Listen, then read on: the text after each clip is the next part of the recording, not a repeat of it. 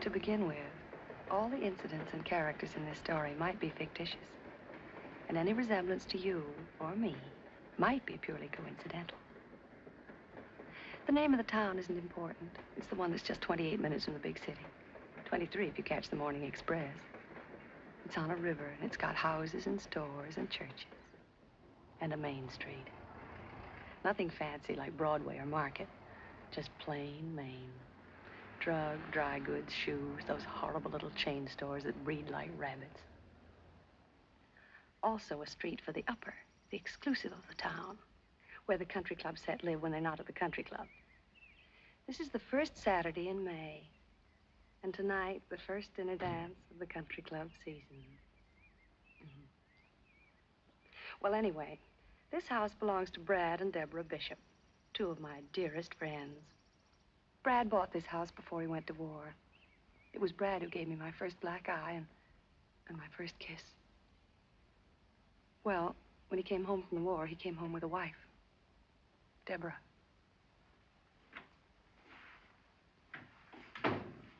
Tomasino said to tell you he found room for your briefcase in the bag. Good for Tomasino. Why'd you have him pack a bag? Because I know these Saturday conferences. They're like Saturday poker games. Don't plan on doing anything Sunday.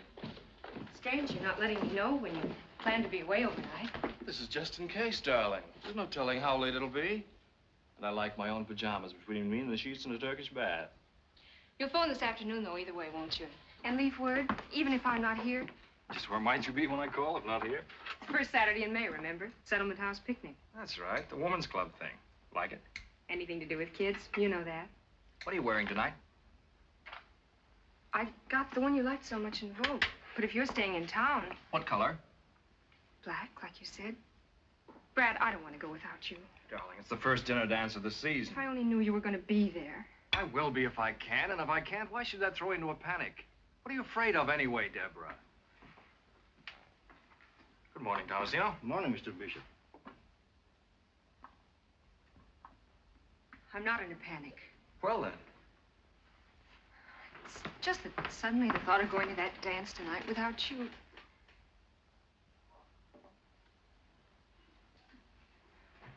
Brad. Hmm? Addie Ross. She used to be sort of your ideal, wasn't she? Now, how did Addie get into this conversation? I never knew you read Vogue. I never thought men bothered much about it. What's Vogue got to do with it? I told you I picked it up on the train coming home one night. Some woman had left it behind. Some woman? Yes, some woman. And I thumbed through it and saw a dress I thought would look very smart on you. What's wrong with that? Nothing, I guess. Nothing at all. I should hope not. Well, I've got to pick up Rita. You'll phone about tonight, won't you? Told you I would.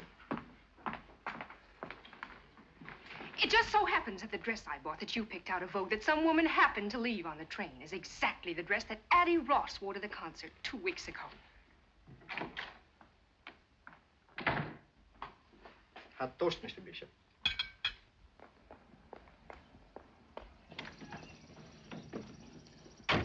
She won't stay mad at him long. She's too much in love. Pretty soon she'll be full of self-reproach. Women are so silly. Now, this is that street where people on the way up and on the way down live alongside each other for a while. Rita and George Phipps are on their way up. That is, if Rita has her way. And that's the only way she'll have any part of, thank you. There she is now, ready and waiting. That's Rita. Hi. You're late. I won't be a minute. Just one last look at the twins, and I've got to give Sadie her check.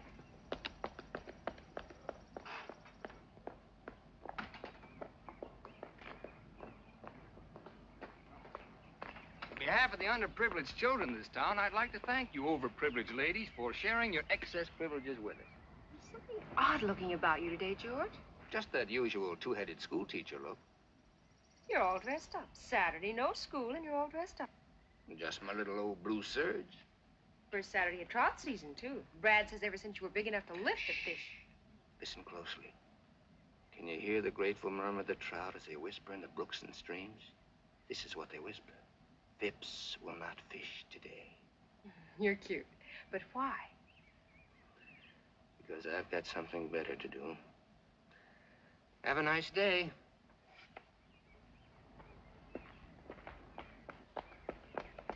darling. We'll have to stop by the station. I've just got to get my copy off on the 842. Do you mind?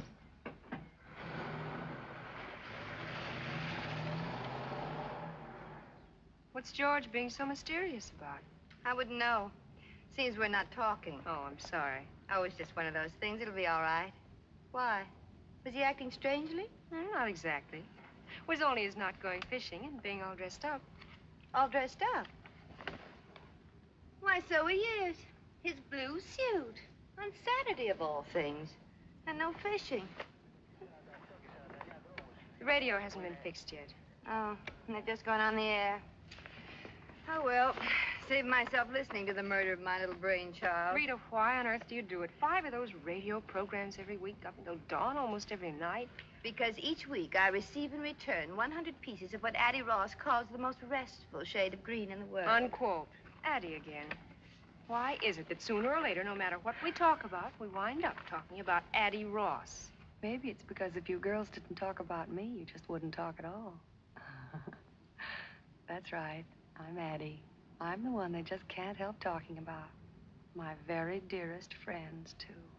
You know, I wonder if she knows how much we do talk about her, and what we say, and how we feel about her. I know. Believe me, I do. And it doesn't matter. It doesn't matter nearly as much as what all of you don't know. Yet.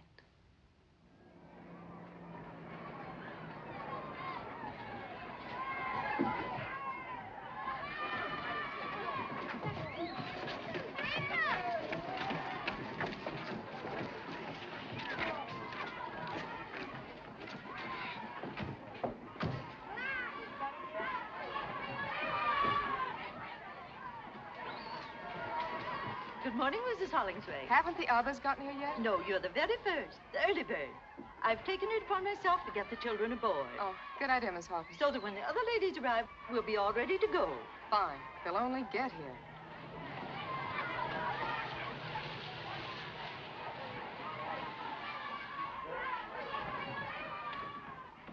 Oh, I'm sorry we're late. Rita had to go by the station. Oh, do you see anyone there you know? Just a husband of mine running like mad.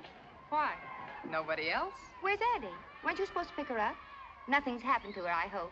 Addie Ross left town this morning. Left town?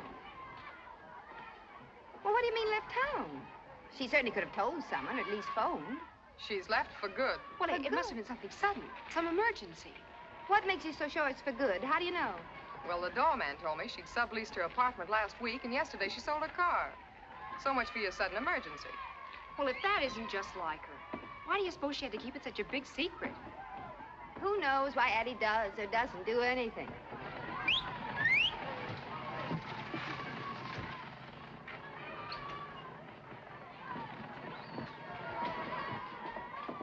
I got a letter for the Mesdames, Bishop, Hollingsway, and Phipps. From the dear departed, I'll bet. Addie's so tactful. She even puts us in alphabetical order. Open it up. No, let's wait.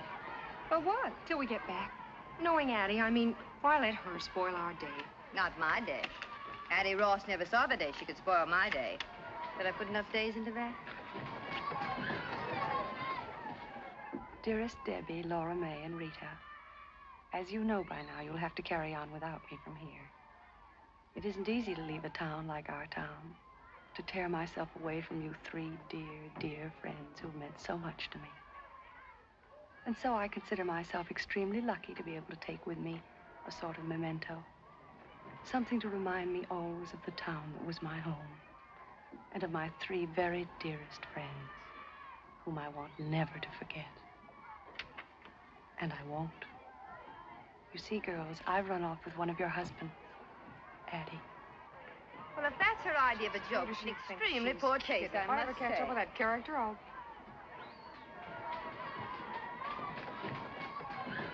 Ladies, may I suggest the captain seems to think, well, he's been rude about it.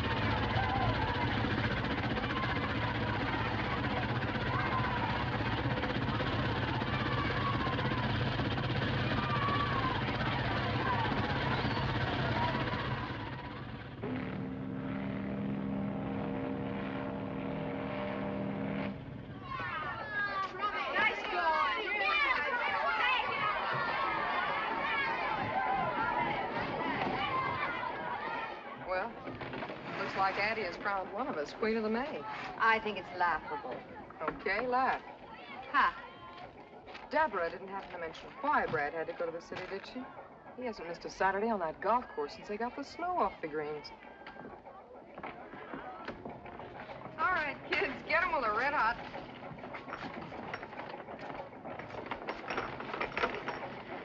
It's going to be a real restful day.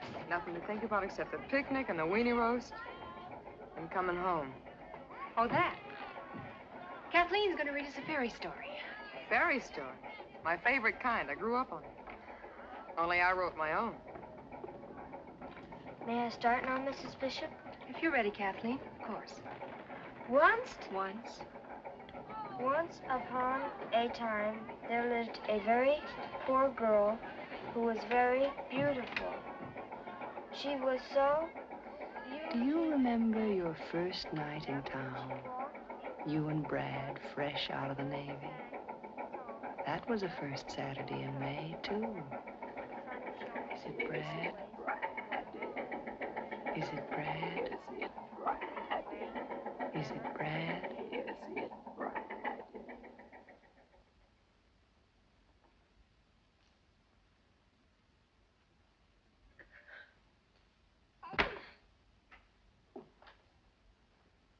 Here now, what's this?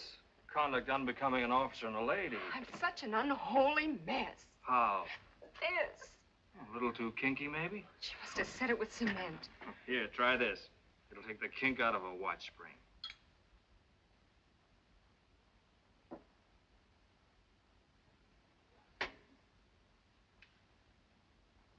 I'm no raving beauty, heaven knows, but I did so want to look my miserable best tonight. The very first time we've gone out together, all dressed up like civilians. And you would be the one man in the world that looks even better out of uniform than in.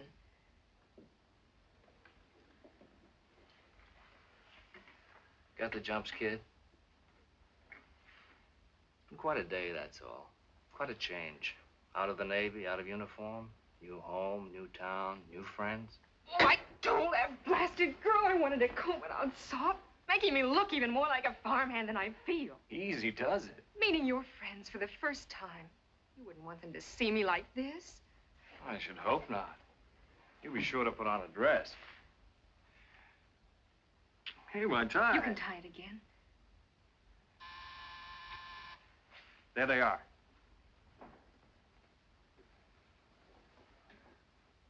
Brad, about my dress, you might not like it. If you're in it, I'll love it. It's my only one, and it's years old, remember? There wasn't time today to get a new one, and even years ago, it wasn't exactly the last word. That was the last word. Hurry up. Which ones are they? I want to have it right. Rita and George Phipps. We all grew up together. He teaches at the high school. They have twins, and she just got a job writing for the radio. Did you like her very much? When you grew up together, I mean? Rita and George were engaged at the age of 5 by swapping beetles. She was never my type. What is your type? Fat, squat little brunettes with mustaches. Get going. And take another whack at that hair.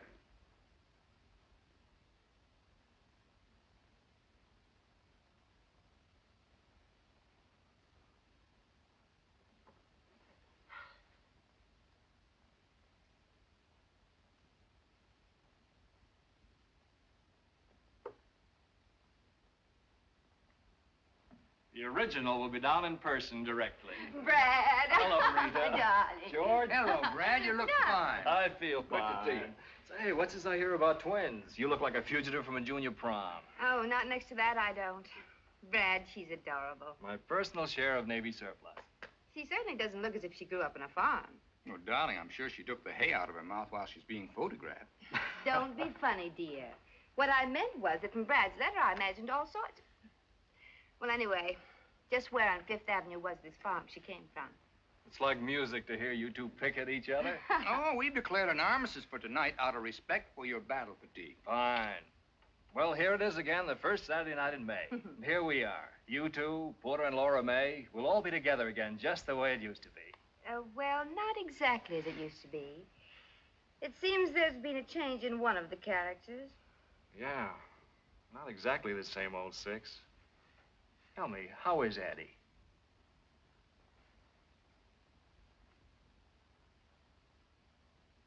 Rita and George, Deborah.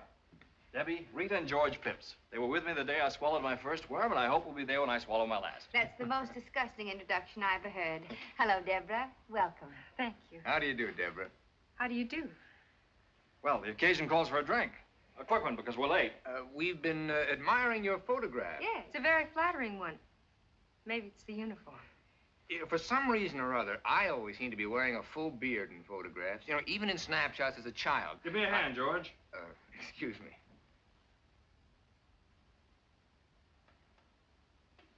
I don't think it's particularly flattering.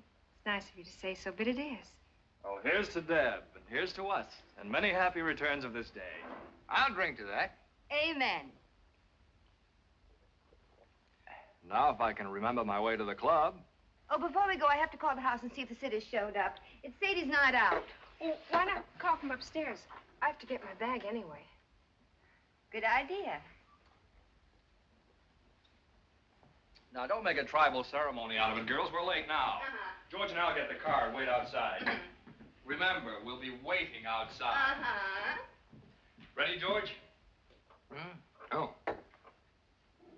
Oh, they finally put a traffic light at that dip on Orchard Avenue. Yeah? The mayor cracked his upper plate there last Christmas. All the doors and windows are locked. Don't worry about them. What? Certainly not. They're old enough to do that by themselves. We'll be at the country club. Fine. Night. Something wrong? No. The bugle sounds. I think I've got a sick headache and can't go. Well, then there is something wrong. Me. I'm wrong. What do you mean? How? Every which way.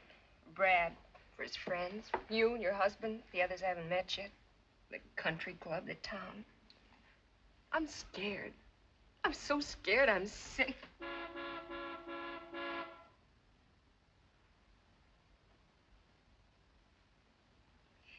Isn't there a night baseball game or something you children can listen to on the radio? What's going on up there? I'm having a little slip trouble. Oh, hurry it up. Uh-huh.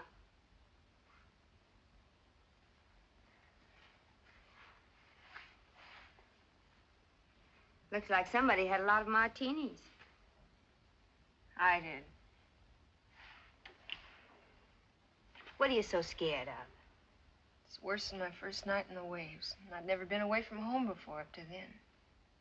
But we were all in the same spot. Everything was happening to all of us for the first time. And here you're the only new girl, is that it? Look, you're Brad's wife and our friend. We want you here and we've waited for you. Now, why shouldn't that make you feel safe and secure instead of being scared? Can't be safe and secure by just telling yourself to feel it. Unless maybe you've got twins and a job of your own and grown up with your husband and friends. Oh, I'm sorry. I didn't mean that. Blame it on the martinis. You know, counting ice water, we could squeeze 2 more out of this shaker. Oh, no. No. I've had more tonight than all the rest of my life put together. What was it like at home? Or should I mind my own business? Ever read in the picture magazines about Farmer so-and-so and his model farm, kitchen, and life? Well, it wasn't us or anybody we knew. Papa just get through paying for the thresher and time to start paying on the new separator. Till I was 13, a bus took me 3 miles that way to grammar school. Till I was 17, another bus took me 11 miles that way to high school. And after that, I stayed home. Till one day, I took a bus 58 miles that way to join the Navy and see the world. And meet Bradbury Bishop. And fall in love and marry Bradbury Bishop. Why not? Why not, I said to myself. I was quite a girl in the Navy, head of my class. Hooray for me. Pretty cute in that uniform. That uniform. It's the great leveler. You couldn't tell me from Vassar or Smith or Long Island. I was a girl in the picture on the piano. That isn't me. This is me. What do you people talk about? Years of growing up together, thousands of first names and private memories. How do I fit in? Running a house, making friends, filling the day. Mrs. Bradbury Bishop, what's she like? Fun to be with, smart as a whip, pretty too. No wonder Brad Bishop married her, the lucky stiff. Rita, look at me. Look at my mail-order dress that's 4 years old and awful even then. What am I going to do? As if that really matters. You must think we're an awful bunch of snobs. Aren't you underestimating us a little bit and Brad even more? You know, it's just possible he knew what he wanted and you had it. And if you had it, you've still got it. Oh, I should thank you for the kind words. I can't hear you. Sit up. I said thank you for the kind words. You're welcome. Now, about the dress. Haven't you anything else? Only uniforms. Oh. Well, stand up. The flowers must go. Flowers must go. Have you any scissors?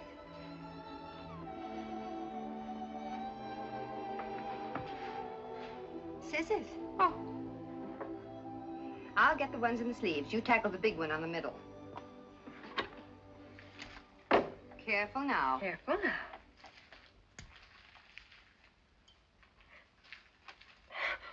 Now look what I did. Oh, you don't want to bear midriff, do you? Well, back goes the flower. Sit down. Have you got any safety pins? Bottom drawer. Oh.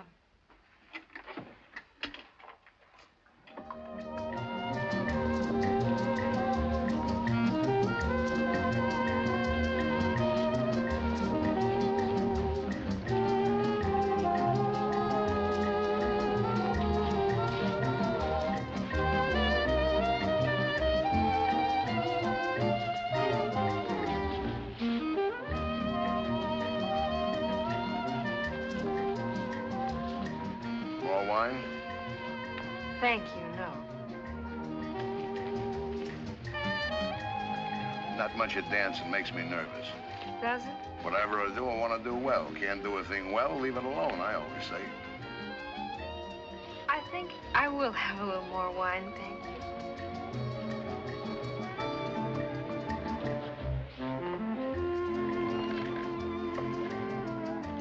Thank you very much. Especially the rumba. Gotta have Spanish blood or something, like my wife. Comes from an old Spanish family named Finney. In many South American countries, there are many very distinguished families with Irish names.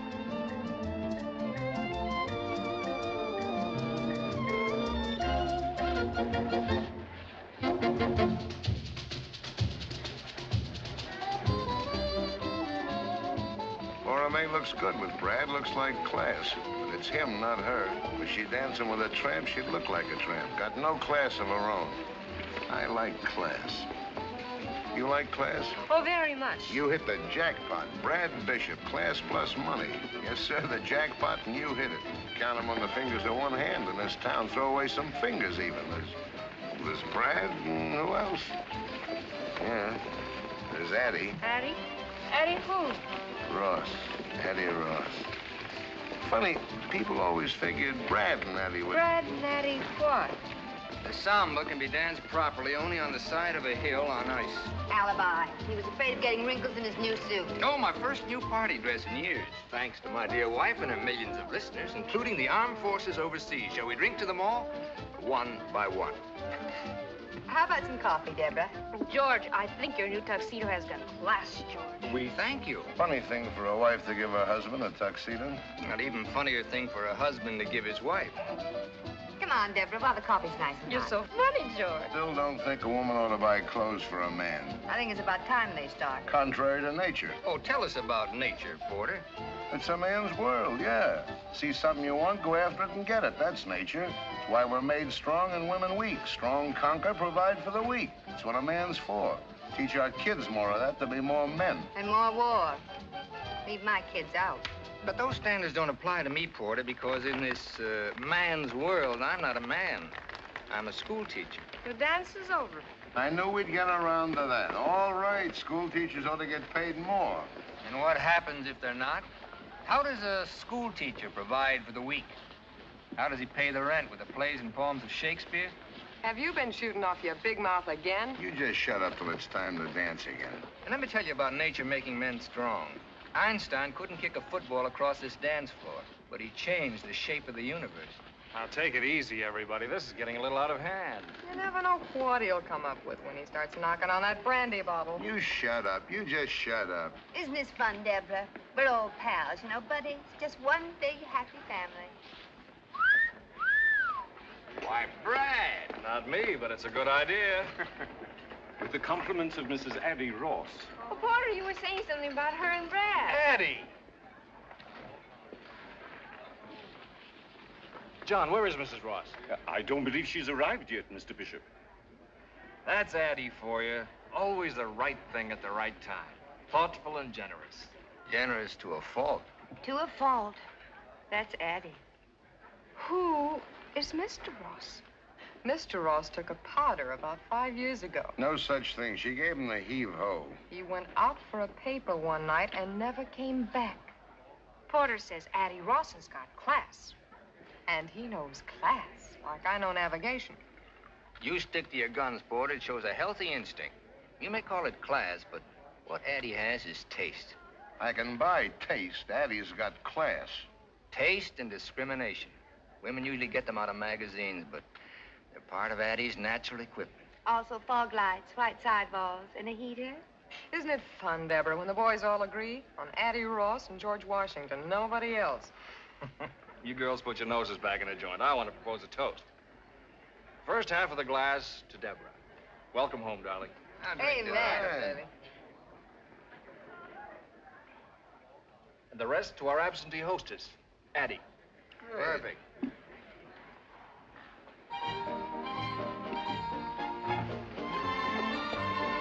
Let's show him a flash of old Vienna. But, darling, if you don't mind. Before the floor gets crowded. I don't think I should. Oh.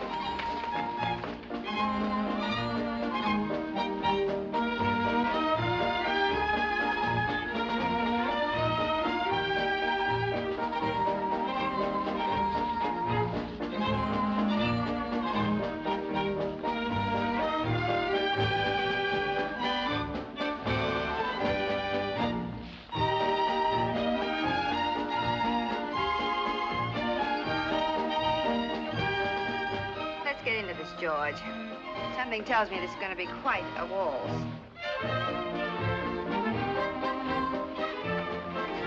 Brad. Having fun? Brad, listen.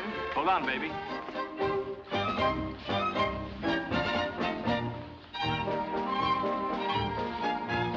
Once more. No!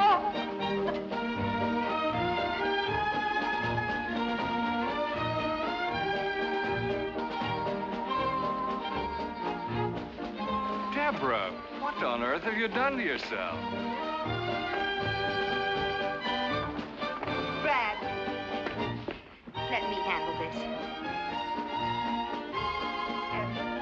Pardon my fingers.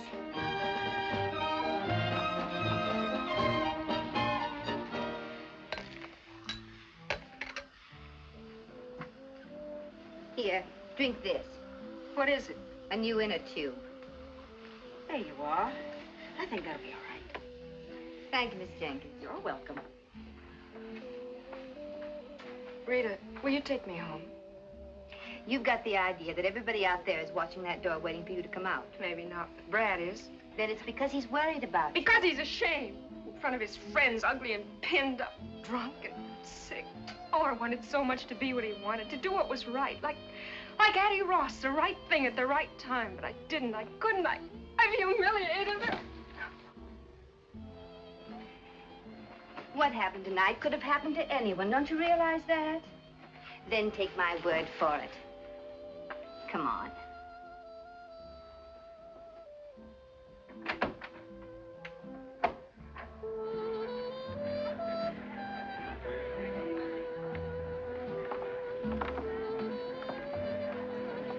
But there's Brad. Well. I see Addie got here after all. Is it Brad? Is it Brad? Is it Brad? Is it Brad? Is it Brad? Is it Brad?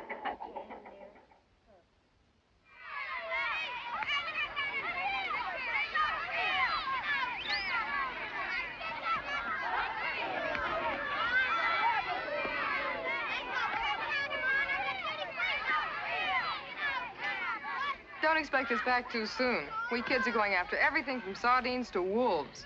You'll have no trouble finding wolves, honey.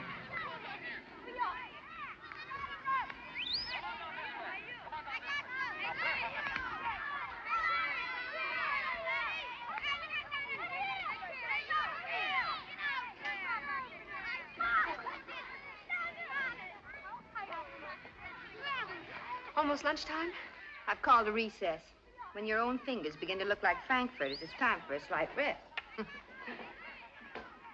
I suppose it's occurred to you that Laura May's kept herself as busy as a bird dog ever since we got here? The very thought of a hike wears me out. Maybe she just doesn't want to sit still. If you sit still, you can't help thinking, can you? Depends on what you think about. Well, for instance, why your husband should suddenly decide to go to the city on a Saturday morning. You mean Brad? No, I meant Porter. He was at the station this morning. Nearly knocked me down when I was mailing my copy. Funny Laura May doesn't seem to know about it. Why should you think I meant Brad? Maybe because it might keep you from wondering why George dressed up on Saturday with no school. You're being a little too touchy about a perfectly inoffensive remark, it seems to me. Let's stop this sudden bickering. We're beginning to behave like some movie about a woman's prison. Not a bad comparison at that. Cigarette? Thanks.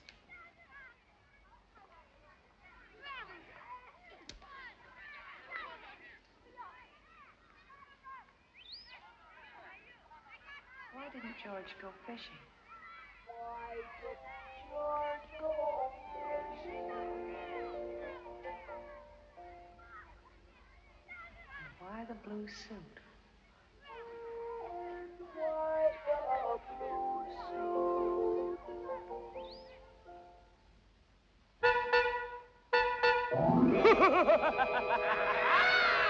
He's crazy! Buy your car from Crazy Eddie. Pay when you get good and ready. Nothing down, drive as you pay. Buy your car. The Crazy Eddie way.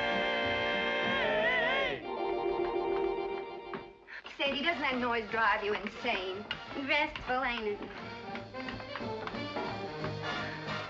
There, that's better. Well, the twins are fed and ready to be put away. Now, if George would only show up, how many canopies are you making? 2 dozen, and the way I figure it, 6 healthy people ought to be able to eat 200 or 300. They're just appetizers, Sadie. And let's get a couple of things straight. First, when you announced dinner... I know, I'm not supposed to say soup's on. How did I tell you? I forgot. Dinner is served. Dinner is served. And you're not to say it as though the food were poisoned. All this fancy schmancy because 2 people from the city are going to eat here. Mrs. Manley's a very important person. She has charge of a great many radio programs, including the one I write. You know what I like about your program. Even when I'm running the vacuum, I can understand it. Thank you so much. Now, the second thing. Does the new uniform fit? It's kind of corny. Wear it. Only one thing, the cap is out. Makes me look like a lamb chop with pants on. Oh, Sadie. The cap is out. Sadie, please, just this once. Okay. Oh. Hello? Oh, hello, Mrs. Manley. No, not at all. I was just rereading the script for Monday. Oh. What's that, Mrs. Manley? Yes, it's a good connection. About the script. Oh. Well, I'll just have to make the revisions tonight, that's all. What? Oh, no, Mrs. Manley, you've just got to come. I've looked forward so to your meeting George in line with that matter we discussed. You remember, Mrs. Manley? Yes, that's right. He'll be just perfect for it, you'll see. No, don't worry about that. I always work best late at night anyway. Yes. 7:30, that'll be fine. And you can tell me about the changes when you get here. Fine. Goodbye, Mrs. Manley. There's George. Changes. When am I supposed to sleep?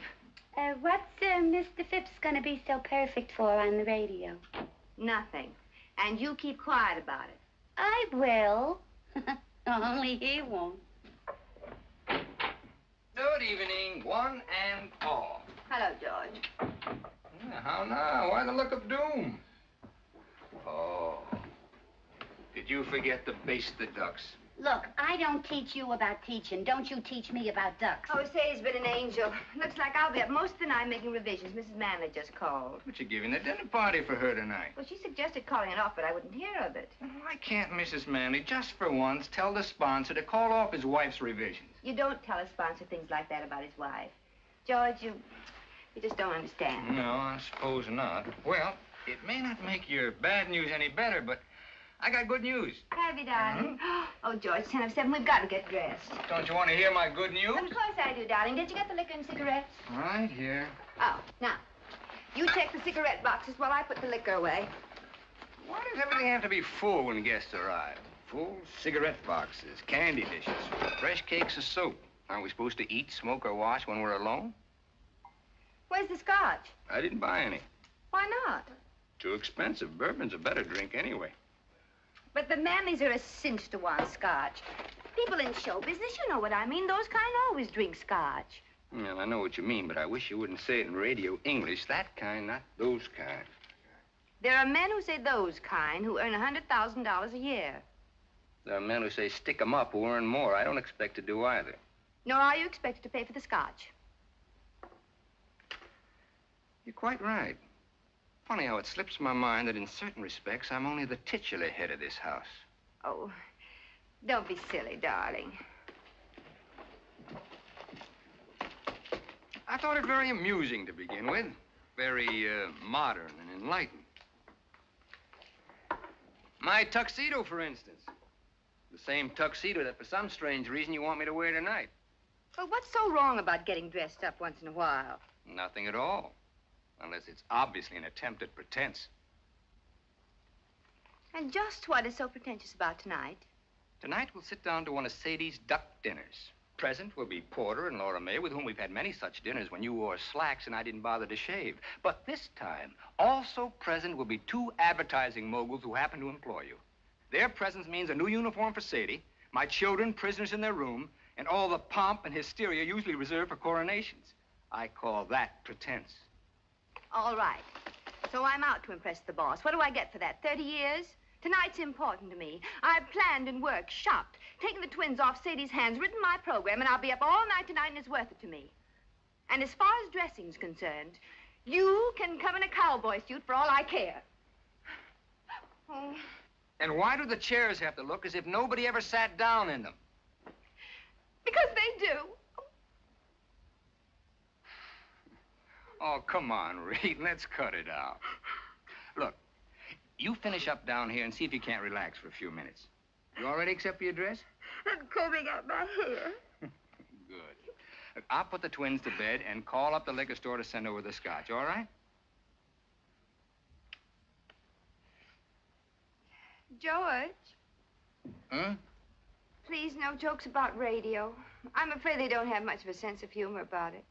Oh, neither have I. The time for joking about it is past. Radio has become a very serious problem now, like juvenile delinquency. That's what I mean, cracks like that. Well, that wasn't a crack. I meant it.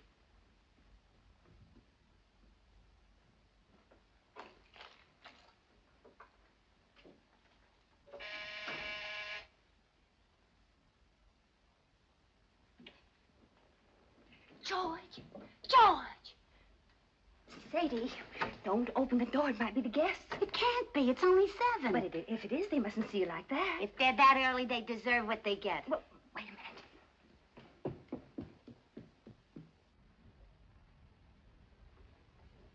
minute. Hiya, Sadie. Hi, Leo. Well, Mr. Phipps. Mr. Phipps. Yeah. Sure smells good. Wish I could say the same for you. It's for Mr. Phipps. Looks like a present. A present? A present? What's up? Wasn't sure I heard you call. It's for you. For me?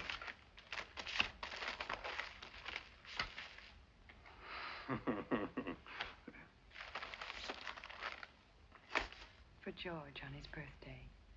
If music be the food of love, play on. Addie. Well, I'll be... The Brahms. The concerto in B flat. Oh, it's a recording made in Vienna before the war. But how'd she find it? George. Hmm? It's your birthday today. I know. I just plumb forgot.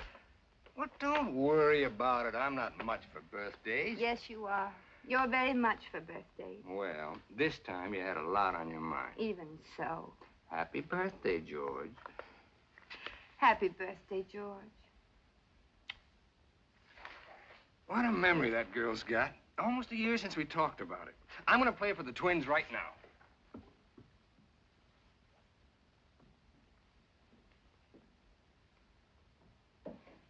Sadie. What?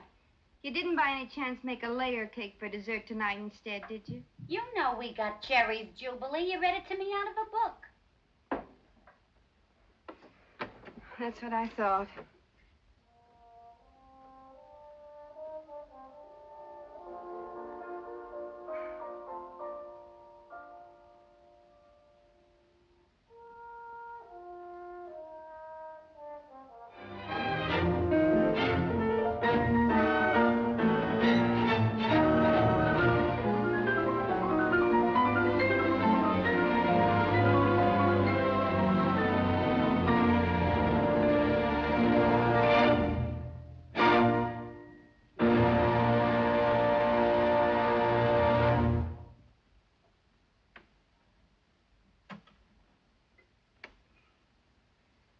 Sometimes I don't think we appreciate the miracle of the phonograph. The privilege of having men of genius perform for us at our command. What kind of a set is that? Oh, it's no particular make, Mrs. Manley. One of my students put that together for me. If I were you, I'd stick to the established trademarks, a pure tone, say, or a sonobel. Pure tone, sonobel.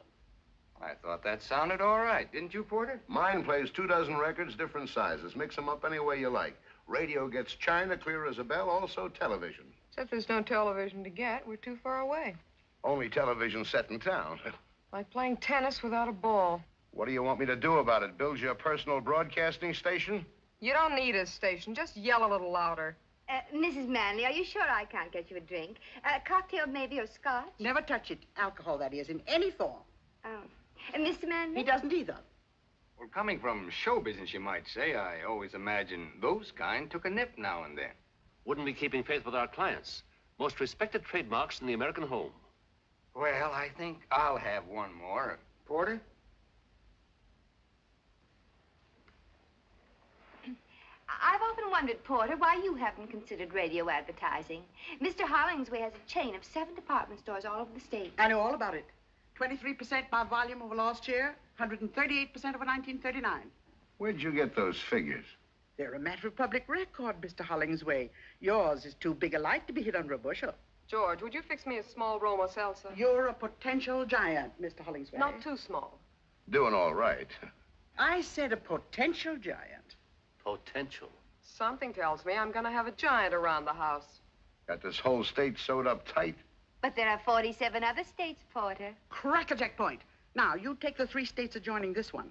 If I can put you, Porter Hollingsway, into millions of those homes for 1/2 hour each week. He doesn't spend that much time in his own home.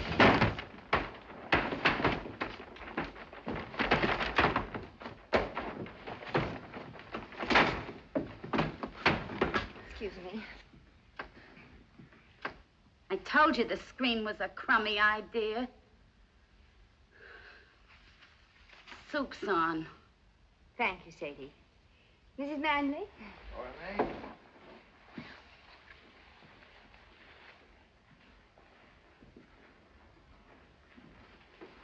Say, Dugan, what are you supposed to be, Baby Snooks? Hiya, Laura May. Get a load of that calf. I can't wait to tell Ma. Laura May, would you sit there, please? Come on, sit down. There's a couple of things I could tell your Ma about you, too. This quaint situation belongs in a true-to-life drama. Are you two related? No, we just had the same governess. You kill me. Oh, well, it's just a small town. You know, everybody gets to know everybody. If you don't mind crossing the tracks. Oh, by the way, Sadie's quite a radio fan. Listens all the time. Now, that's very interesting. All the time, eh? Keep it going night and day. Tell me, what are your favorite programs? During the day, anything. Anything? Anything that keeps my mind off my feet. I see. And at night? In bed, I listen to the police call. But you can't understand them. They're in code. I sleep like a baby. How you gonna put me in her house a half hour every week? But, Porter, she's not a housewife. Still, they have a great influence over housewives. Sadie may not realize it, but whether or not she thinks she's listening, she's being penetrated. It's a good thing she didn't hear you say that. And after penetration comes saturation. And when she's saturated, she'll find herself saying, Madam, I suggest that you buy our washing machine at Hollingsway's. Not Sadie, and I've seen her when she was saturated to the eyes. You don't know what they're talking about. Just shut up and eat. Okay, Giant.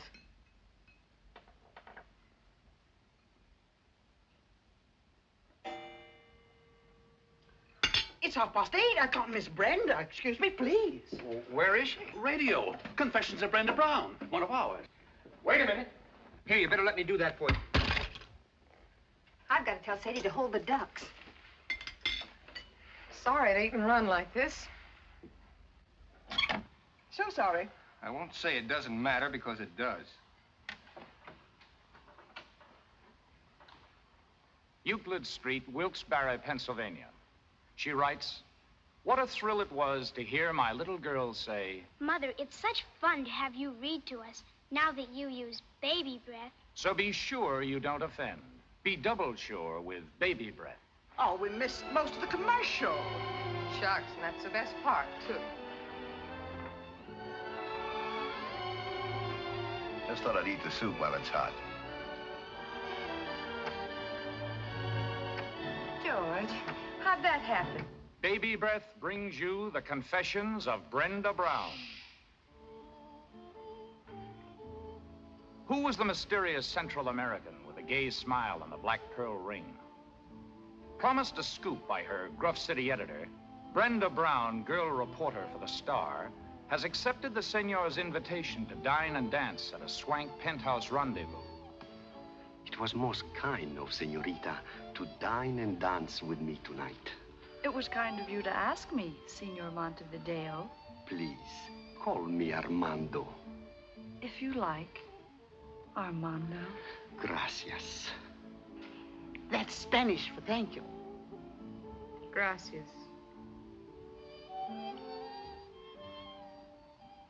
Lord Bruce, I'm proud and flattered.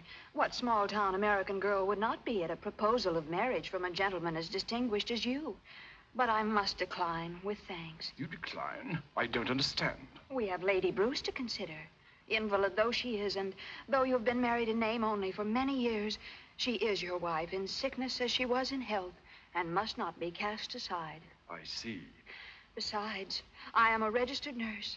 It is my chosen profession, my duty, and much as my personal feelings from time to time. You and I, my dear Lord Bruce, must remain just another case. Another case in the notebook of Linda Gray, registered nurse.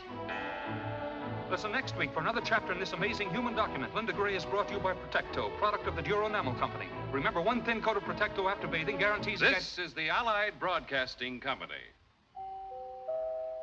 Enough? Might as well turn it off. There's nothing but music from now on. My, that was fun. 2 whole hours.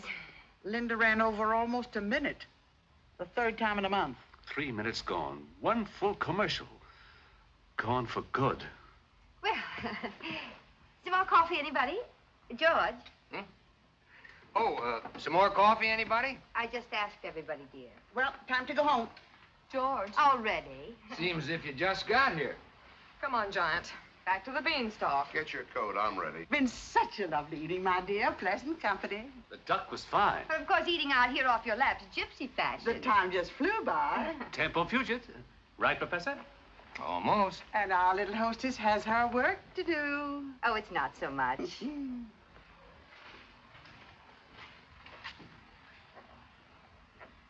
Perhaps we can drive out and have lunch with you one day soon, Mr. Hollingsway. And maybe at one of the other stores. Oh, we'll make our appointment well in advance and at your convenience. You're gonna be a giant. Relax and enjoy it. I hope you listen conscientiously, my dear, particularly to Linda Gray. You can learn a great deal about writing. Yes, they are well written, aren't they? Why, they're perfection. Didn't you think so, Mr. Phipps? Well, I beg your pardon. I wasn't listening. We'll see how much of an expert you are. Which of the programs did you think was the best? They all sounded pretty much alike to me. I thought you were a student of good writing. Oh, he is. He's given courses in the university. Well, then, which was the best? Mrs. Manley, I wish you wouldn't ask me that. Why not? Because it's a question I don't want to answer. Oh, go ahead, dear. I'm sure your opinion is a very valuable one. Well, if you're sure you want me to. Well, not if you feel you shouldn't. Stating it as kindly as I can, Mrs. Manley, none of that bilge has the remotest connection with good writing. Do you realize that Linda Gray has been written for 8 years, no summer layoff, by Myrtle Tippett? Who? You can't be much of an authority, Mr. Phipps, if you don't know Myrtle Tippett. Linda Gray has made her an immortal, and she's only 32. Well, Keats, Shelley, and Marlowe beat her by a couple of years anyway. They were immortal before they were 30. Classroom stuff. Radio writing is the literature of today, the literature of the masses. And heaven help the masses. But it just serves a different purpose, that's all. The purpose of radio writing, as far as I can see, is to prove to the masses that a deodorant can bring happiness, a mouthwash guarantee success, and a laxative attract romance. Well, take it easy, George. Let him alone. He'll run longer than Linda Gray. Don't think, says the radio, and we'll pay you for it. Can't spell cat? Too bad. But a yacht and $1 million to the gentleman for being in our audience tonight. Worry, says the radio. Will your best friends not tell you? Will you lose your teeth? Will your cigarettes give you cancer? Will your body function after you're 35? If you don't use our product, you lose your husband, your job, and die. Use our product and we'll make you rich. We'll make you famous. That's just about enough, George. Don't let it upset you, my dear. Don't you feel badly? Bad, not badly. You feel badly this way.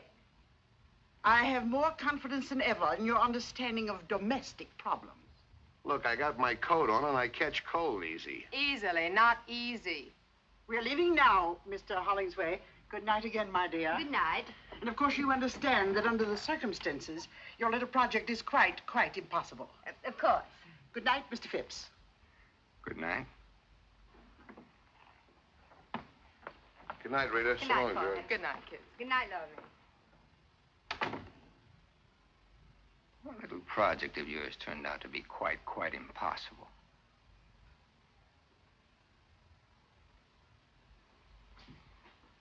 I'll take care of tidying up. You better start your revisions. It's all right. I'm sorry about this. I know how much it means to you. Well, it couldn't be helped, I guess. Oh, George, it would have been so simple to say something non-committal. Not for 3 hours, it isn't. I held back all night. Anyway, she doesn't blame you for it. Didn't she tell you not to feel badly? I wasn't thinking of myself. Well, then what can she do to me? Report me as being un-American? Radio's like a religion to those people. When you attack it, you attack their faith. And once they feel you're against them, they're off of you for life. There's no making it up. Why should I want to make it up? Why should I? Oh, nothing.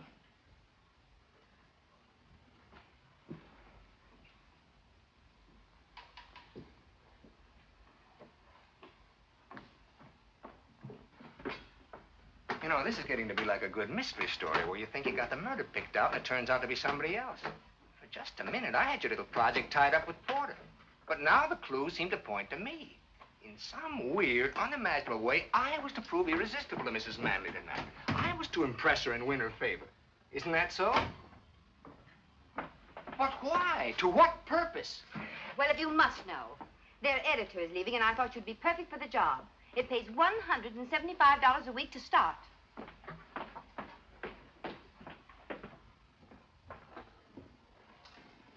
Come here. Sit down for a minute. Look, Reed, let's put aside my nausea at the idea of working for the Manleys. Let's put aside my personal likes and dislikes. They're not important. I'm willing to admit that to a majority of my fellow citizens, I'm a slightly comic figure, an educated man. Nobody's asking you not to be. Think of the good you could do. Maybe raise the standards. Commercial radio? What's the phrase? Wait for your laugh? I'm a school teacher. That's even worse than being an intellectual. School teachers are not only comic, they're often cold and hungry in this richest land on earth. And thousands are quitting every year to take jobs that pay them a decent living. That is unhappily true. Then why not you? Because I can't think of myself doing anything else. What would happen, do you think, if we all quit? Who'd teach the kids? Who'd open their minds and hearts to the real glories of the human spirit, past and present? Who'd help them along to the future? Radio sponsors? Comic strips? At that, I've been luckier than most. Even without what you earn, I've managed to keep our heads above water. It's quite a strain over a period of time with the water lapping at your chin. And that's where you've been a great help. You've made it a lot easier for both of us. I'll admit it has upset my male ego from time to time. And your overdeveloped sense of taste and discrimination, which is apparently equaled only by that of Addie Ross. Let's try to keep Addie out of this one. I am fed up with taste and discrimination. You're not making sense. I'm fed up with your nobility and wisdom and superiority, and your contempt for me and everything I try to do. You're talking nonsense. Everything I say is nonsense. It's all this work. You're overtired. You do too much. Well, you suggest I stop doing this moronic radio trash with which I pay most of your bills? Now, calm down. And what do I go back to? Washing, scrubbing, ironing, and a life of taste and discrimination? I'm fed up with Addie Ross. What's it all about, really? If music be the fruit of love, play on. Give me excess of it, that surfeiting the appetite may sicken and so die. From Twelfth Night by Mr. Shakespeare, which Addie and I played in high school. I thought it was a very clever note. And there was more to it than a childhood memory. Yes, there was, but we won't go into that right now. We're going to get a few things straightened out once and for all. Sit down. Yes, Professor. Sit down. 7 years ago, I made the most perfect marriage ever devised by man, heaven, or radio. My wife was an independent, understanding woman. We thought the same thing about everything, from baseball to Brahms. In those 7 years, I was never contemptuous of you. I was proud. But when that drooling pap began to change you, when your independence turned to fear, when I watched you snivel and grovel around those 2 walking commercials, I didn't like it. And I don't like it. I don't want to be married to Linda Gray, Brenda Brown, or even Myrtle Tippett. I want my own wife back.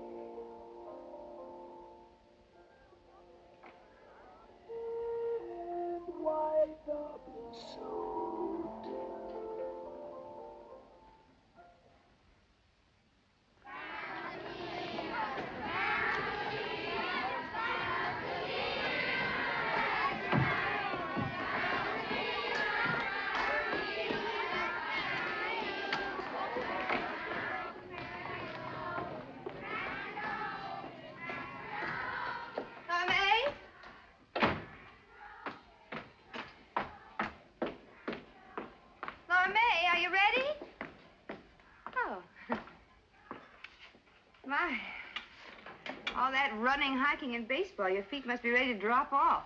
I've covered more ground in Porter's store from the notions counter, just back and forth to the water cooler. How's it feel, Laura May? Porter spreading out on a national scale, going to be a big merchant prince. How's it supposed to feel? No more small towns for Porter. He'll be after the big cities now. He'll be after, what is it he always calls it? Class. Look, why don't I save you a lot of trouble and tell you what you want to know? And you can tell Debbie, and that'll keep you busy till I'm dressed. I don't know whether Porter ran off with Addie, but get this, I don't care. I've got everything I want. For instance? Sometime we'll spend a week at the old Fenny mansion down by the tracks, and I'll go into detail. Right now, I better get dressed. You know what? I think you're worried. I think you're just as worried as the rest of us. I've got everything I want.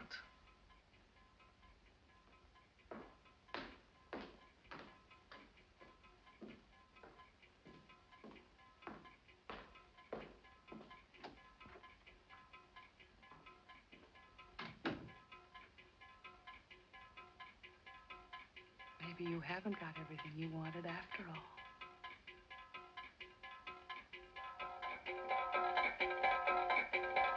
Maybe you haven't got everything that you wanted after all.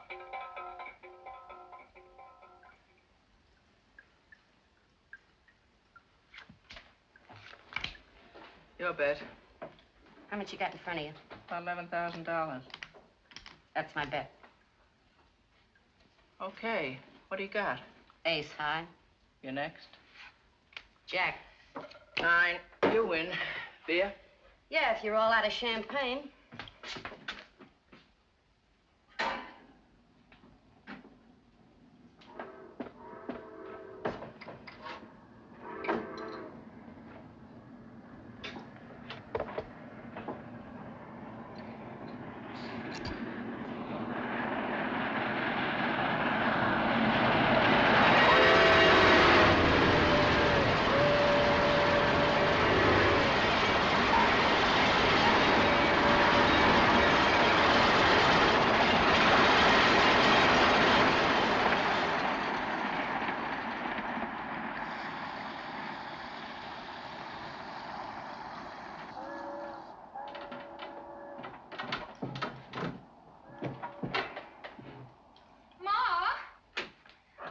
She's going out with Mr. Porter Hollingsway. Does she have to stay in the bathroom for almost an hour? You oughtn't to run around like that. You'll get consumption. Laura May, leave your sister get in the bathroom. After all, I've got a date, too.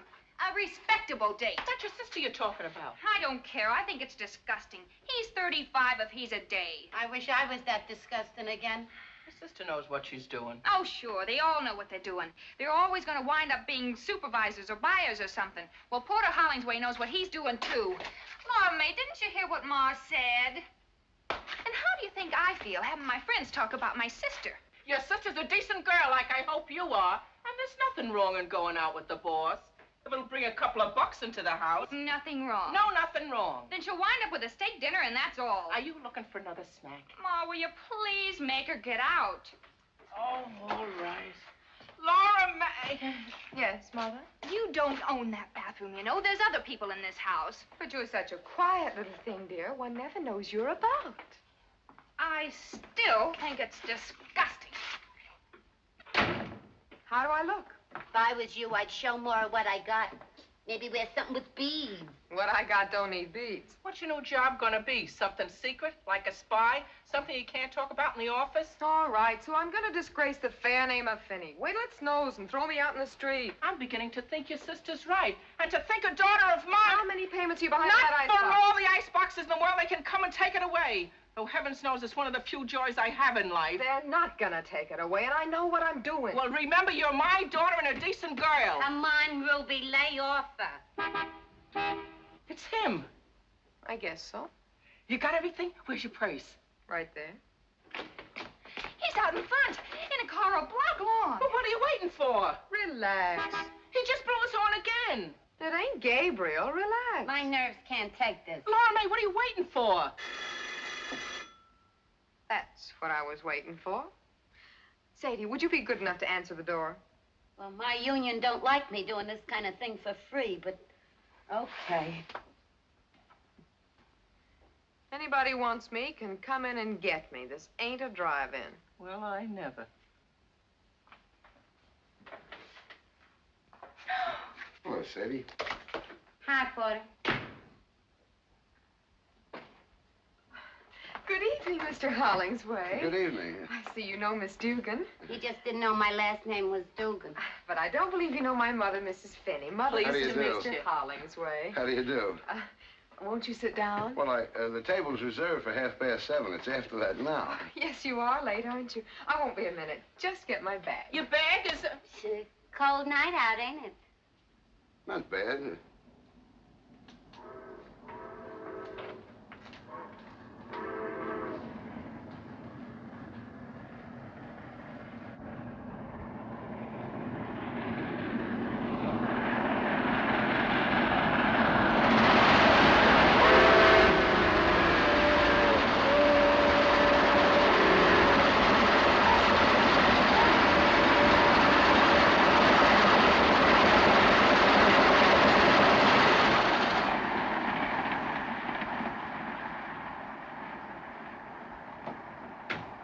One of mine, right? Uh-huh. Giant size with a super freeze box, right? Uh-huh. How long you had it? How long they been on the market? A couple of years. Yeah, that was one of the first. Uh-huh.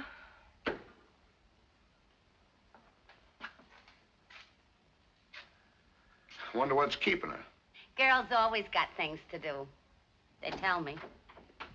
Why, there it is. Silly of him. Ready? We're late. Good night, Mother dear. Don't wait up. Thank you, Sadie, darling. Good night.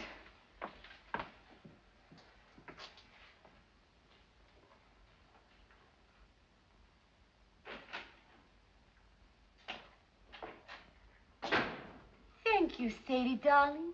Good night, Mother dear. And don't wait up. If a daughter of mine ever really talked like that, I'd cut her tongue out.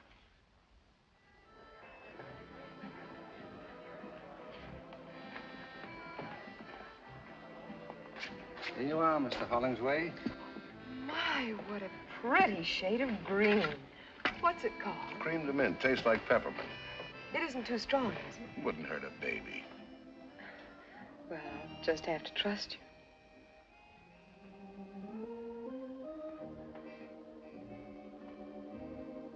It's good. Oh, my. When I think of all the wonderful things that you know about that I've never even heard of. Got a few years head start. Now, don't you go making yourself out an old man, Mr. Hollingsway. Let's make it porter. Why, the way I look at it, a man isn't really grown up till, say, 35 at the least. Yeah. This is a very nice place. I've heard about it, though, of course, I've never been. I come here all the time.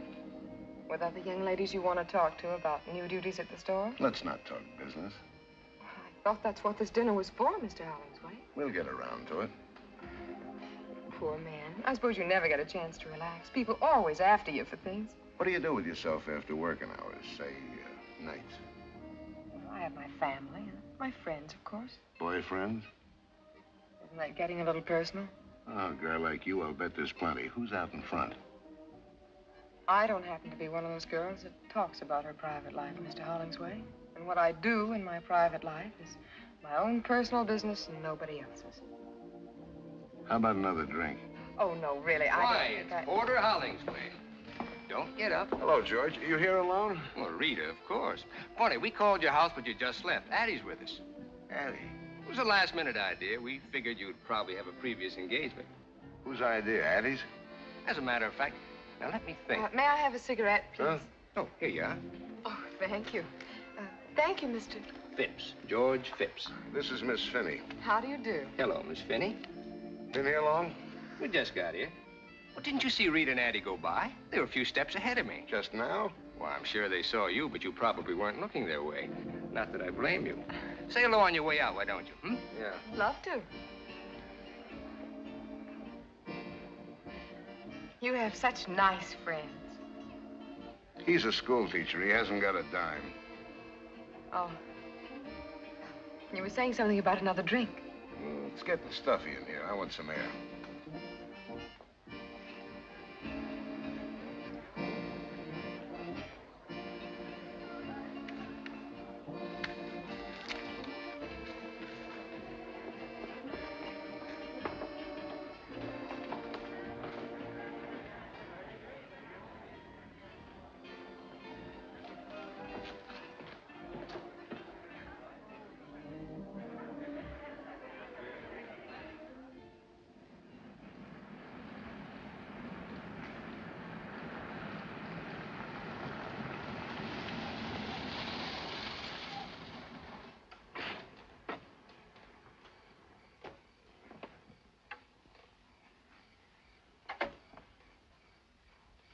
Weren't you out of cigarettes back there? Didn't you ask George for one? Did I? You're smart. Thanks. Plenty smart. We gonna talk about business now? Let's look at the view for a while. Miss Lipke's leaving next week. Yeah, And if Miss Goldberg moves up, you'll need a new assistant supervisor. like flies around honey. Hmm? You and your boyfriends. I thought we settled that. I want to talk about it some more. What makes you so interested in my boyfriend? What do you think? Which is the ashtray?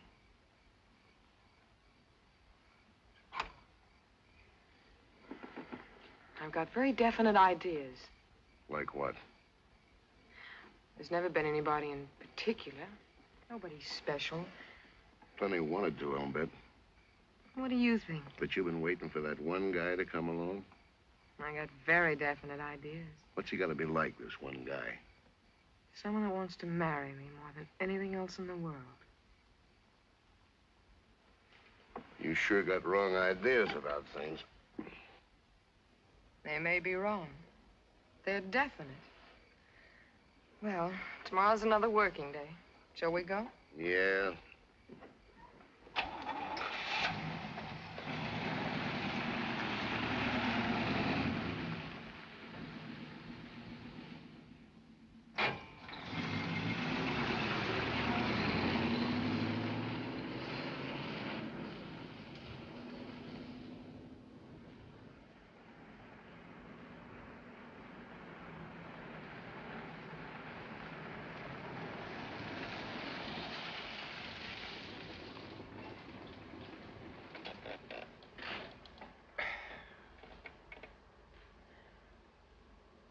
Well, home again. I want to thank you for a lovely evening, Mr. Hollingsway. That's all right.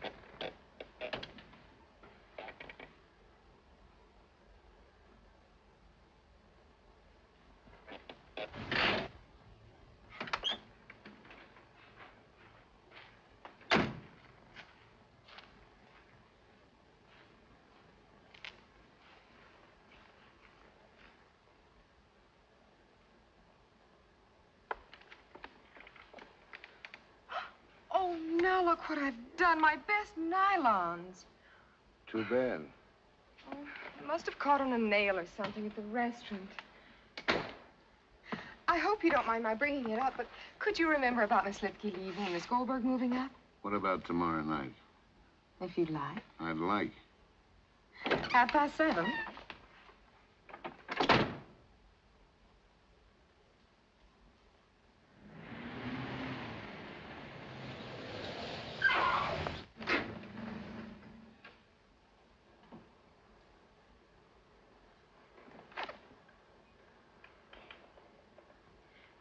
Thank you again, Mr. Hollingsway, for the lovely nylons.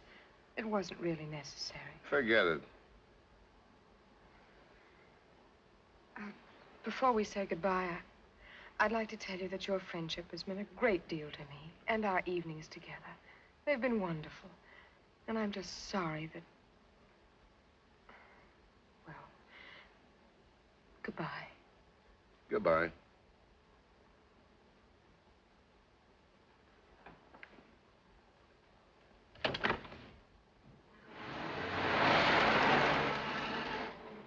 Oh, Mr. Hollingsway! Oh, I'm terribly sorry. How stupid of me. After all my graceful speeches, I forgot my nylons. They're in the bag. I know.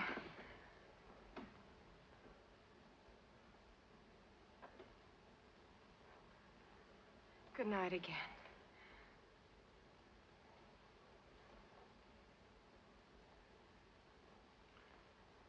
Goodbye, Porter.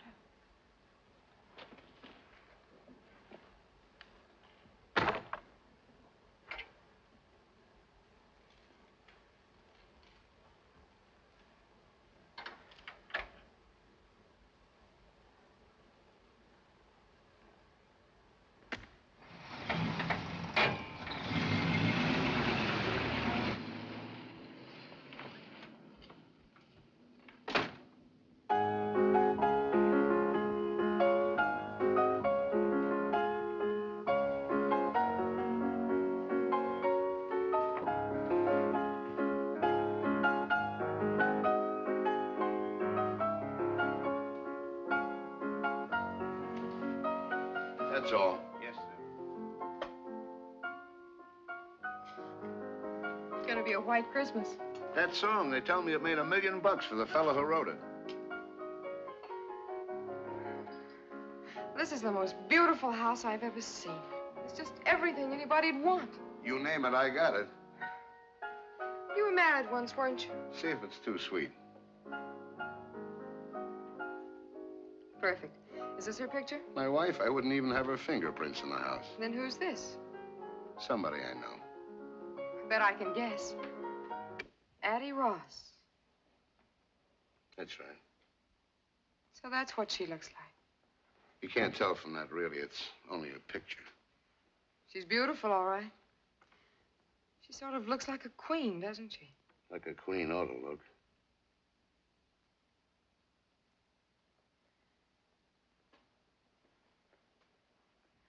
I imagine you must be very good friends. I helped her with some investments. She gave me this last Christmas. Almost a year ago. Yeah.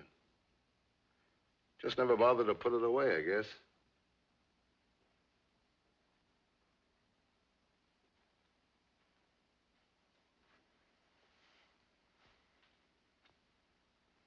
Porter, You know how I feel about you. how?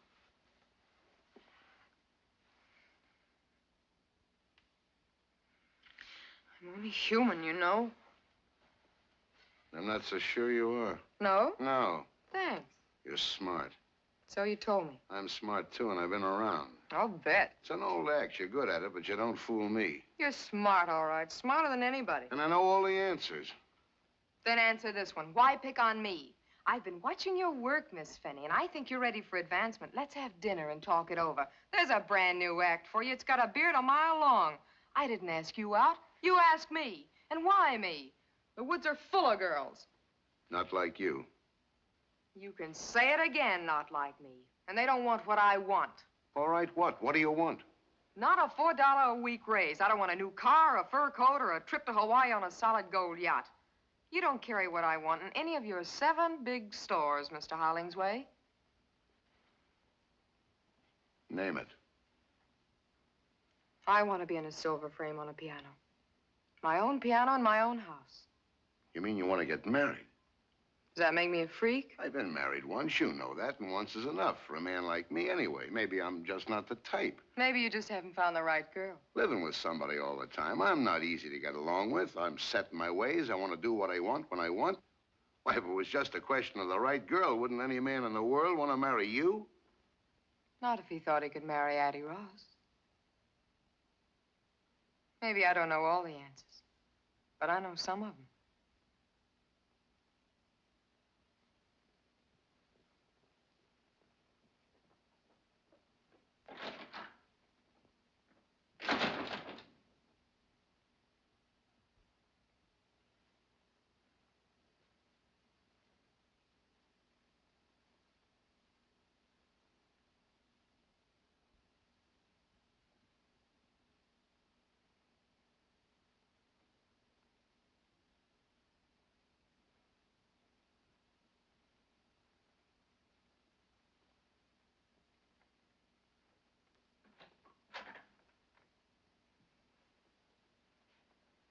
It's late. I better be getting home. Okay, if I call you a cab? Beats walking in the snow.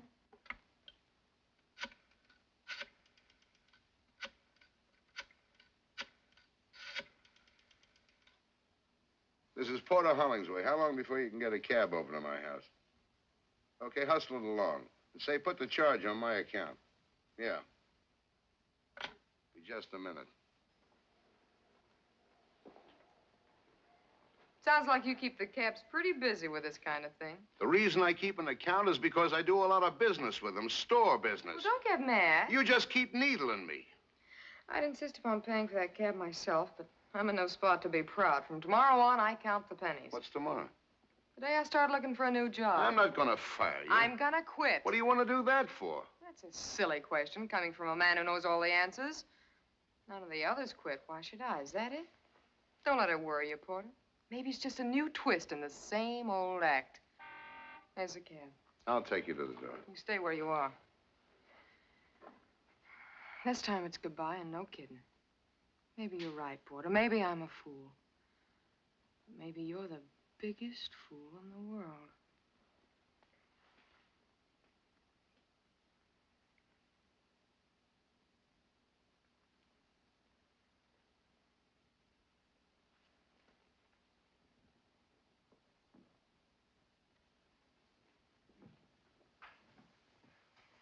Laura May.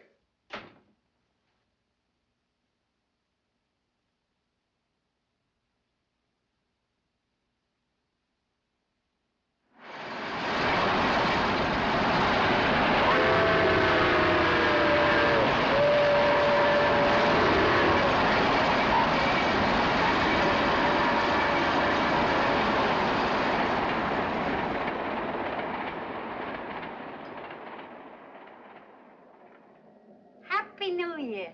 Happy New Year. Will you stand still? Oh, this dress ain't my type at all. For one thing, it's too high in the front. If my best dress ain't good enough for you, you can get out of it right now. Just don't give me that big sacrifice routine. You'd wear it yourself if you had someplace to go. Okay, that does it. Take it off.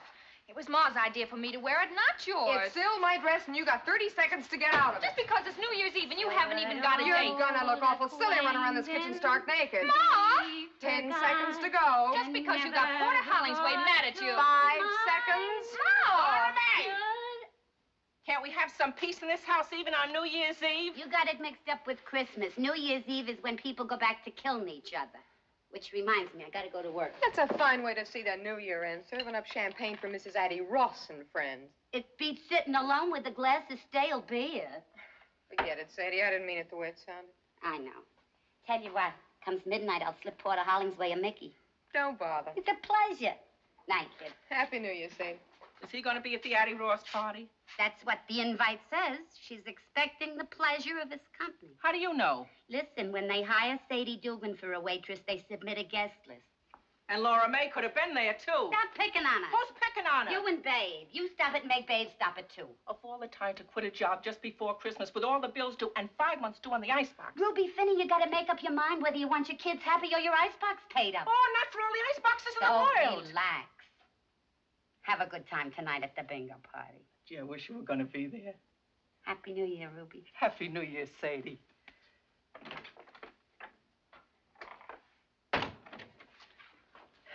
You sure you don't want to come play bingo with me?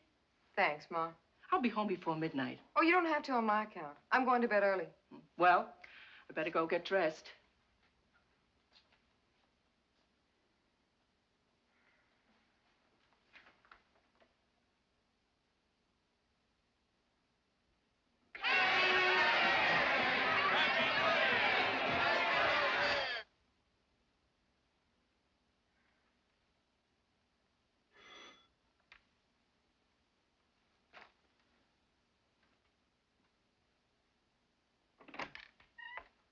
Hi, Laura May. Hi, Nick. Babe ready yet? Unless she's beat her brains out with a powder puff. Sit down. Give me a cigarette, huh? Sure. Hey, how come you ain't dressed up for New Year's Eve? I am. I'm going to a fancy dress ball. Yeah? As what? A queen. A queen? A queen in a silver frame. I don't get it. I'll go see what's keeping Babe.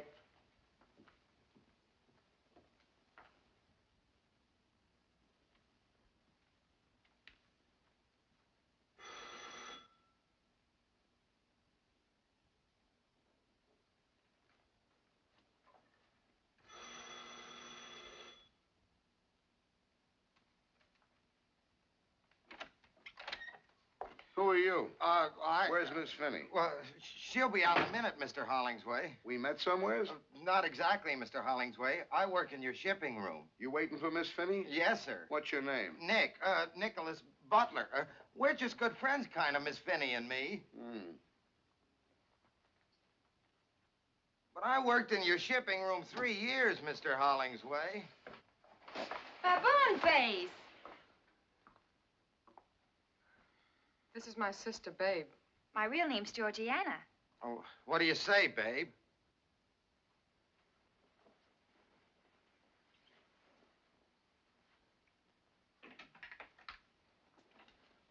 Happy New Year, Mr. Hollingsway.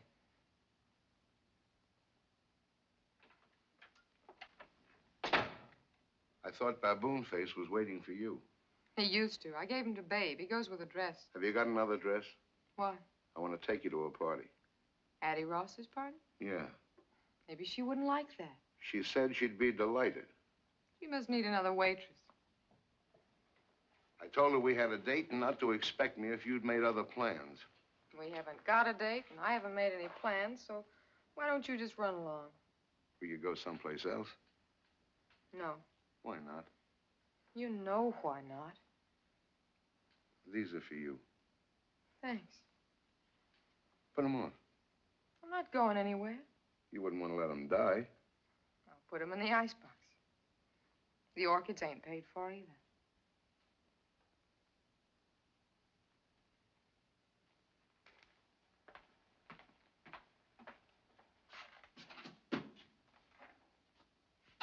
Laura May, I can't take it anymore. I thought we decided to leave it alone. It's worse not seeing you, knowing you're here. Maybe I ought to leave town. Wondering about you, who you're with, who you're looking at, who you're kissing, who... Easy now. I can't sleep nights thinking about you. So what? What do I do about it? Start the same thing all over again and wind up the same way? And what about the way I feel, my sleep? But then I'm not even human, am I? I'm just a great big act. You know what you're doing to me. And you know all the answers. I can't take it anymore. Oh, what's the use, Porter? Tell Addie Ross it's a cook's night out, and I had to stay home with the icebox.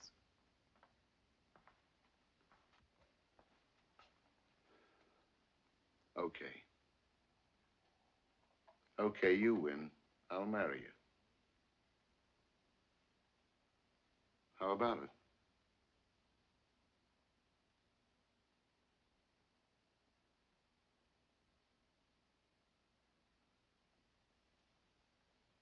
Thanks. For nothing. Now, what kind of an answer is that? I don't know. Just felt like it, that's all. We'll do all right, kid. We're starting out where it takes most marriages years to get. Out in the open, no jokers. You'll see.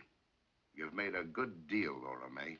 Laura May, honey, if you want me, I'll be over at the Callahans playing. Happy New Year, Ma. We're gonna get married. Bingo.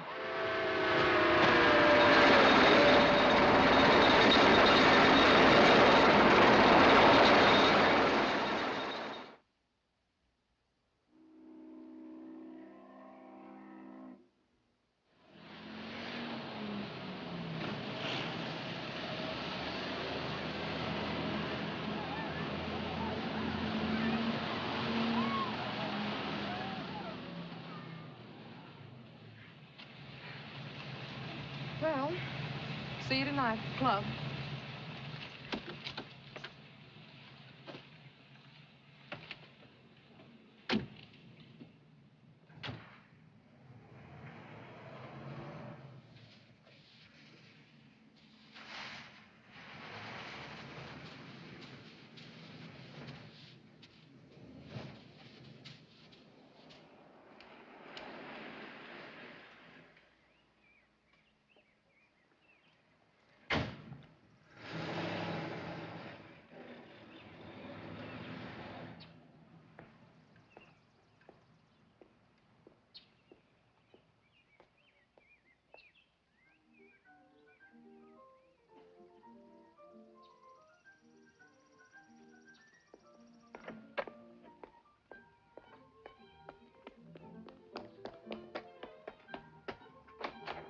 George? Hello there. George. George, darling. Here, what brings this on? Oh, George, I've got to know something. There's something I'll just die if I don't know right away. Oh, wait till I turn No, over. no, don't. Don't ever turn it off. That wonderful music. Have you been drinking? Tell me right away this minute, George. Tell me the truth. About what? Why didn't you go fishing today? On the phone. And you never dress up when there's no school. Why the blue suit today? Well, now, there's a little story connected with that. Mrs. Phipps, you want it on the telephone. It's her. Who? Who's this?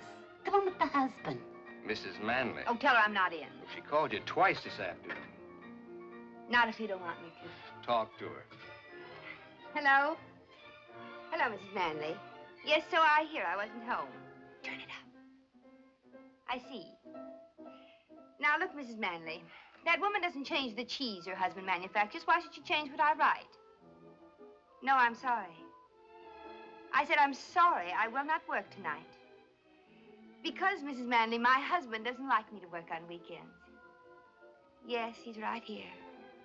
But he's not twisting my arm. I made up my mind all by myself. No, you'll have the copy Monday. Goodbye, Mrs. Manley. Peace, it's wonderful. Answer my questions. Well, that night, the night of the big wind, I came home with the news. You were preoccupied, so after a couple of tries, I decided to skip it. It was just that the High School Dramatic Society decided to do 12th night and asked me to direct it. The first rehearsal was today, and I thought my blue suit was more appropriate than a pair of wading boots. And Addie knew about it. Which accounts for if music be the food of love, play on. And on and on.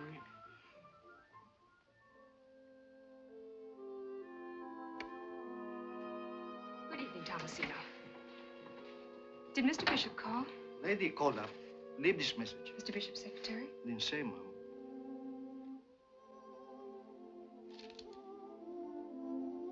Mr. Bishop called to say he is very sorry. He will not be home tonight.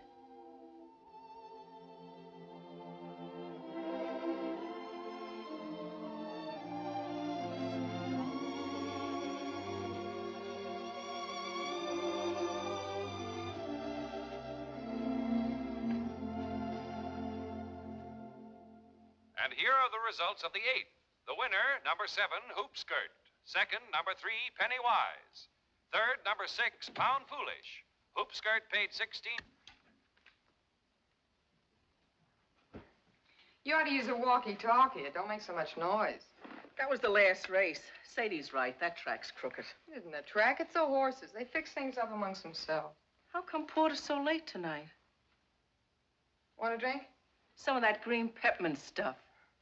Cream de mint. I can't stand it. Never could. I love it. 7:30. He's never been this late.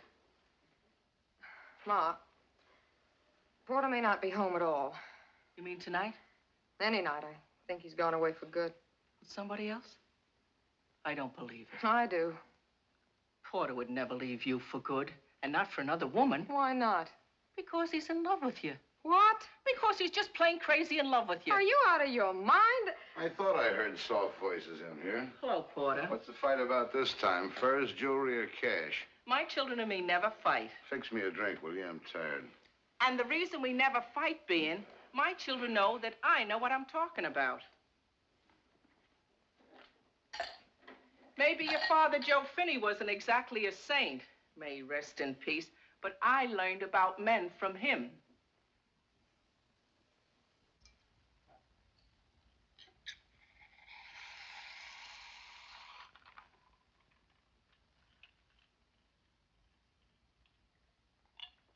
Too much soda. No more so than usual. I'm too tired to play with it tonight. I want to drink it. Addie Ross left town today and took somebody's husband with her. Yeah?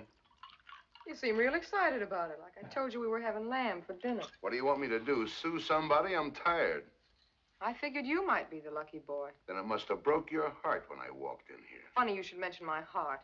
So you figured I ran away with Addie Ross. How'd it feel?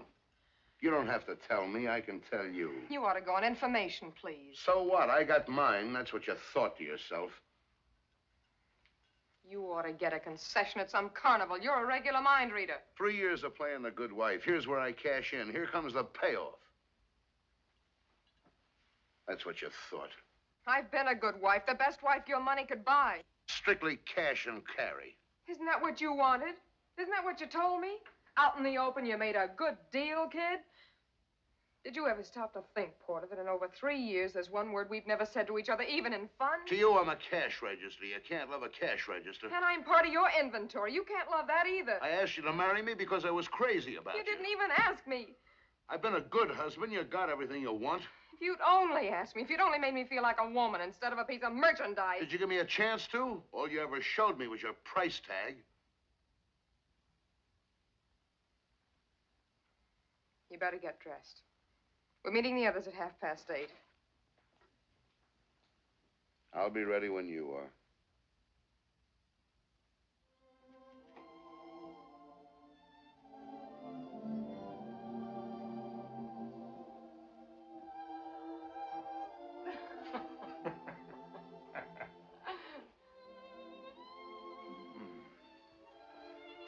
She walks in beauty like the night. Hello, George. Of cloudless climes and starry skies.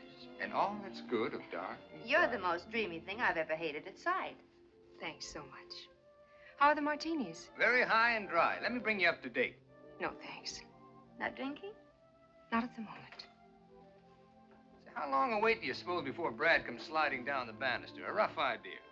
He's not here. What do you mean he's not here? Brad's not here. There was a message when I got home saying he wouldn't be back tonight.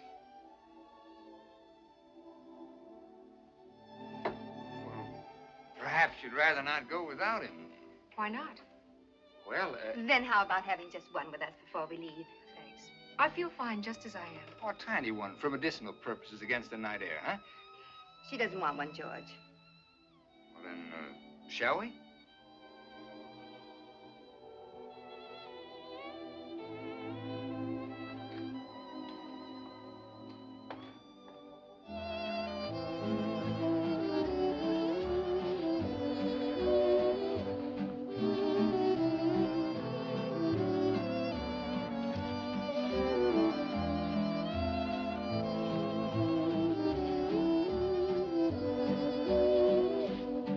Sure you don't want a drink?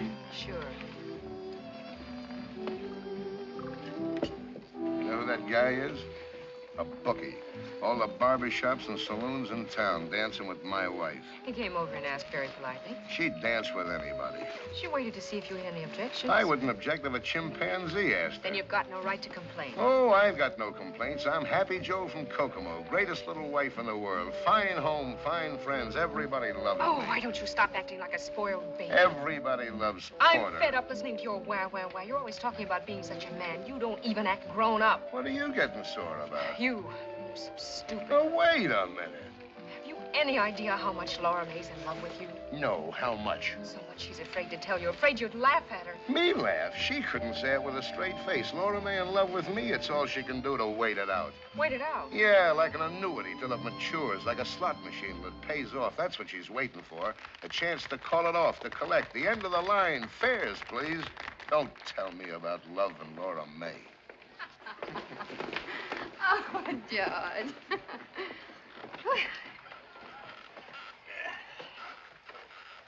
There's a fine, relaxed atmosphere at this table, as if there were a body hidden under it. I'm sorry. Oh, I was only kidding. What was it you called Addie down at the pier? The dear departed? Well, maybe that's who's under the table. Only it's Brad. Deborah, why are you letting all this nice cold champagne fizz itself to death? It sounds like one of your quotations, Professor. Can you give me something fitting for the occasion? Well, why not make up your own? It's more fun. I don't understand this conversation at all. How drunk am I? Thank you very much, Mrs. Hollingsworth. Let's do it again sometime. And thank you, Mr. Hollingsworth. Yeah. He seems pleasant enough. Who is he? A business associate of my mother's. He's a bookie. Your mother bets with him. Will everyone excuse me, please? I think I'd like to leave. I'll drive you, Deb. I'd rather go by myself if you don't mind. What's going on here? Shut up.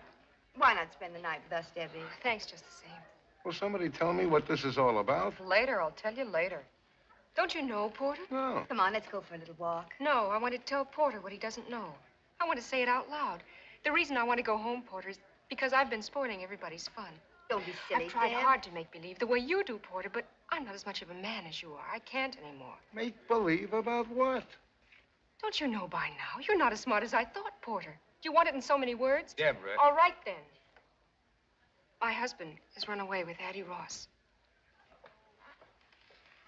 Please, nobody get up. Good night. Sit down. Porter, please. Sit down for a moment. Let her go, Porter. You keep out of it. Everyone else, too. Just for a minute. Brad didn't run away with Addie Ross. I did. How? You're here. Man can change his mind, can't he?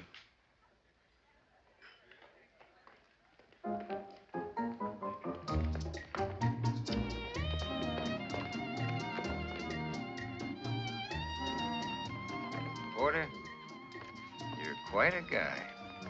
Thanks. She'd have known in the morning anyway. She'll have had a tough night. She's just a kid. Dance with me, George.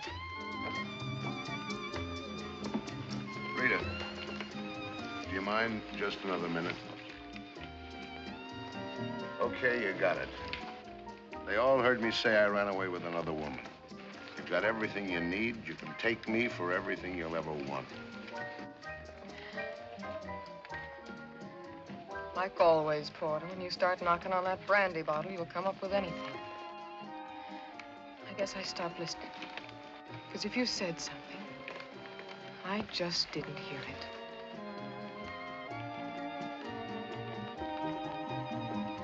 Why don't everybody dance?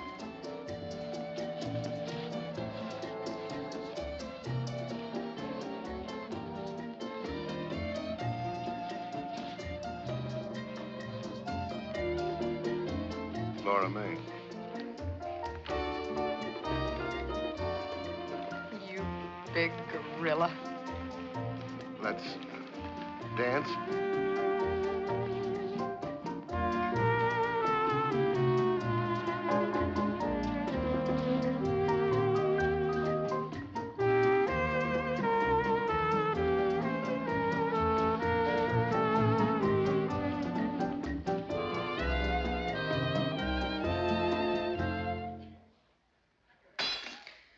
Hi-ho. Good night, everybody.